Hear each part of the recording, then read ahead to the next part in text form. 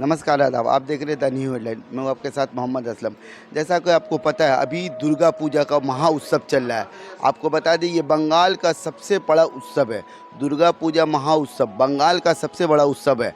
और हमारे साथ अभी 40 नंबर वार्ड नंबर 40 में हम लोग खड़े हैं और यहाँ पे बहुत बड़ा विशाल दुर्गा पूजा का पंडाल लगा हुआ है। आइए जानते हैं कि इस पंडाल को बनाने में कितने मजदूर और कितने वक्त लगा है, इतनी खूबसूरत और इतनी उम्दा कारीगरी कैसे की गई है। आइए जानते हैं। नूतनपल्ली शाहजनी कमेटी, दादा का नाम है तुलसीदा। आइए इनसे जानने की कोशिश करें। नमस्कार दादा। নমস্কার। আমাদের এই পুজোটা এবার এটা হচ্ছে ৫৬তম বর্ষ। ৫৬তম বর্ষে আমরা এবারে যে ভাবনাটা আমরা ভেবেছি, যে সোচ हमारा पास है वो सोच है এক সূত্রে বাঁধিয়াছি সহস্রটি মন। ये क्या बात क्या है, যে अलग अलग जो रिलेशनशिप हमारा होता है, ये रिलेशनशिप के ऊपर ही मेरा ये पैंडल बना हुआ है। প্যান্ডেলটা তৈরি হয়েছে মানুষের সঙ্গে মানুষের সম্পর্ক দিয়ে। মানুষের সঙ্গে মানুষের সম্পর্কটা কী দিয়ে তৈরি হয়? মন। মন মানুষের সঙ্গে মানুষের সম্পর্ক তৈরি করে। এবার আমরা কি বলছি, যে মনের সঙ্গে যদি মনের সংযোগ হয় তাহলে মানুষের সঙ্গে মানুষের সম্পর্ক তৈরি হবে।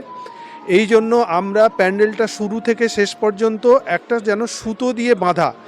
ये पूरा पैंडल जो आप देख रहे हैं वो शुरू से शेष तक ये सिर्फ सूता का पैंडल है।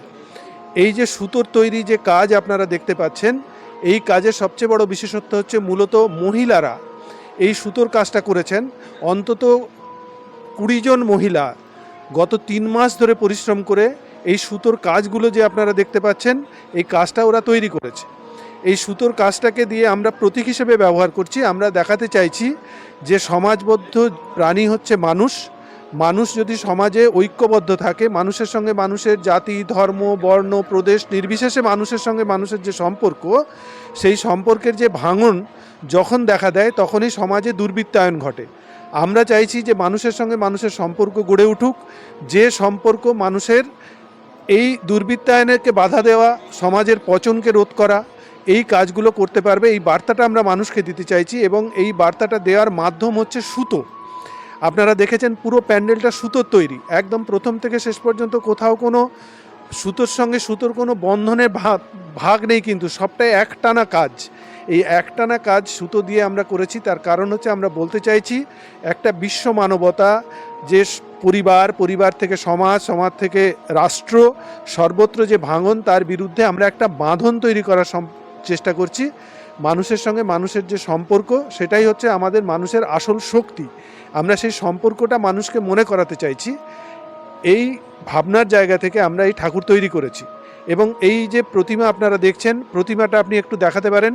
আমাদের এই প্রতিমায় আপনি একটা বিশেষত্ব দেখবেন, আমাদের একদম সনাতনী মূর্তি, যে আদি বাংলার যে দুর্গা প্রতিমা হয়, সেই দুর্গা প্রতিমাই এখানে করা হয়েছে। কিন্তু এর একটা স্পেশালিটি আছে। इसका স্পেশালিটি क्या है, এই যে মায়ের যে আঁচল দুটো দেখছেন না, মায়ের আঁচল দুটো অনেকটা নামিয়ে তার সন্তানদের সে ঘিরে রেখেছে।